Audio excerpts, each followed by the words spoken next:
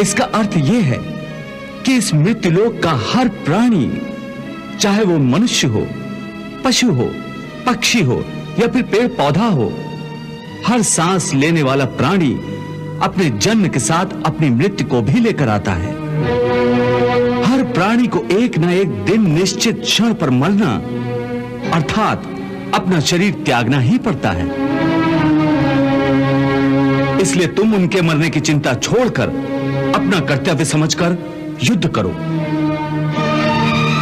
जातस्य ही ध्रुवो मृत्युर ध्रुवम जन्म मृतस्य च तस्माद् अपरिहार्य अर्थे न त्वं सोचितुम अर्हसि। ये ठीक है कृष्णा, क्योंकि प्रारब्ध में मरना लिखा है। यदि पितामह की मृत्यु का समय आ गया है तो वो अवश्य मर जाएंगे, परंतु मैं अपने हाथों से उन्हें क्यों मारूं? तो स्वयं अपने हाथों से अपने भीष्म पितामह को नहीं मारना चाहते हो? यही सत्य है माधव। मैं अपने भीष्म पितामह को अपने हाथों से नहीं मार सकता। तो ठीक है, मत मारो, परंतु पहले मुझे यह तो बताओ कि कौन है तुम्हारे भीष्म पितामह? कहां है तुम्हारे भीष्म पितामह? ये क्या पूछ रहे हो? तुम्हें दिखाई नहीं देते क्या? वो सामने ही तो है खड़े भीष्म पितामह। वो जो रथ के ऊपर खड़ा है? हाँ, वही तो। पर वो जो रथ के ऊपर खड़ा दिखाई दे रहा है पार्थ, वो तो केवल भीष्म पितामह का शरीर है।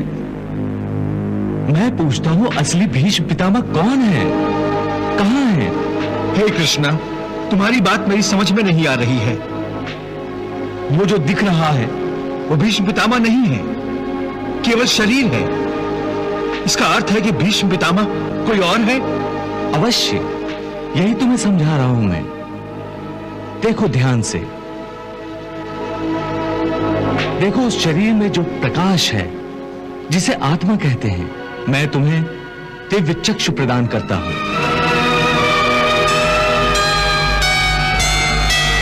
इन दिव्य चक्षुओं से देखो उस आत्मा को।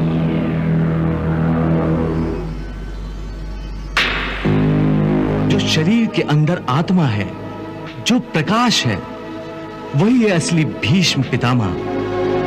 दिखाई दे रही है उनकी आत्मा? हाँ केशव, बहुत अच्छा। अब देखो, यदि मैं अपने सुदर्शन चक्र से भीष्म पितामह का शरीर काट दूं तो केवल उनका शरीर मरेगा, परंतु उनकी आत्मा का प्रकाश नहीं बुझेगा। देखो, मैं तुम्हारे इन दिव्य चक्षुओं को यह दृश्य सजीव करके दिखाता हूं।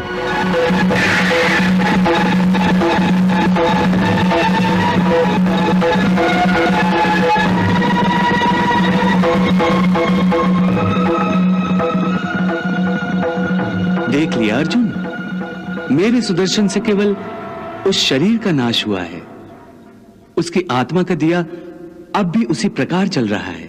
हे कौन्ते, इस परम सत्य को अच्छी तरह समझ लो कि विश्व में केवल शरीर नाशवान है, किंतु आत्मा अविनाशी है।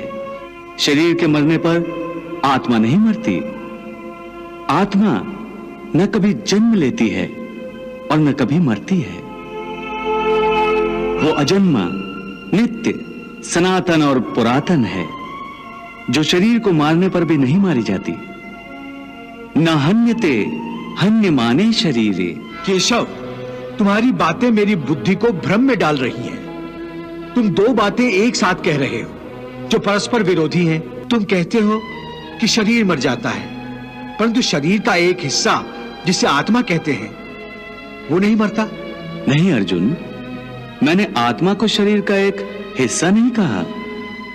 मैंने कहा है कि आत्मा और शरीर दो अलग अलग चीजें हैं। जैसे तुम और तुम्हारा कवच दो अलग चीजें हैं। तुम्हारे कवच के दो टुकड़े हो जाएं तो उसका यह अर्थ नहीं होता कि अर्जुन के दो टुकड़े हो गए। जिस प्रकार तुम और तुम्हारा कवच दो अलग अलग वस्तुएं हैं, या तुम और तुम्हारा यह रथ दो अलग अलग वस्तुएं हैं, उसी प्रकार मनुष्य का शरीर और उसकी आत्मा दो अलग अलग वस्तुएं हैं। यूं समझ लो कि जिस रथ में अर्जुन बैठा है वो रथ अर्जुन नहीं है। अर्जुन तो वो है जो रथ में बैठा हुआ रथ ही है। ये ठीक है माधव कि अर्जुन रथ नहीं है, अर्जुन मैं हूं जो रथ में बैठा हुआ है। तुम्हें रथ के टूटने का शोक नहीं होगा, परंतु अर्जुन के